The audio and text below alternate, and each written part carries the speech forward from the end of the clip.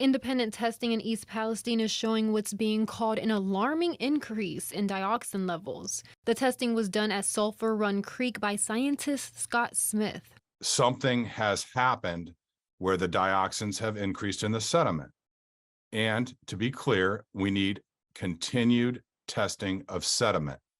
Again, you can't find what you don't look for. Smith took sediment samples back on May 29th. He compared the results to samples taken in February right after the Norfolk Southern train derailment. The results show a major increase in dioxin levels. I found dioxins post-derailment on February 22nd and took another reading on March 8th where the dioxins were declining.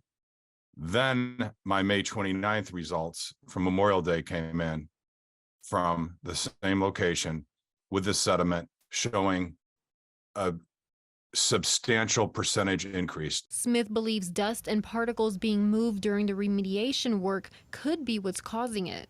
What happened between February, March 8th, and May 29th? There have been excavation, remediation of the burn pits.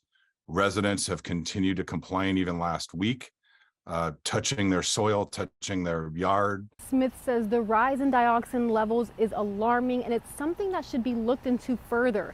He feels that testing should be continuous, especially here at Sulphur Run Creek.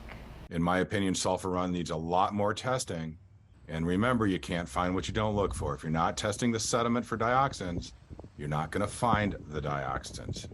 Yeah, testing surface water is all well and good, but because these dioxin molecules are heavier than water, they settle into the sediment and then they release when they're disturbed. Back in April, the Environmental Protection Agency released its findings for its dioxin testing of 146 sites in and around East Palestine. At that time, the EPA stated the majority of its results were between 2.6 and 14 parts per trillion. In the data that the EPA provided, it states that 480 parts per trillion would be the removal management level. However, Smith's test results shows that all but 2 of the dioxin types recognized are above that 480 parts per trillion base number. First News reached out to the EPA to find out what they thought of these results and whether or not they will look into them and conduct further testing. Although they were not available for comment, they did respond to several of our questions, and you can find that in the article below.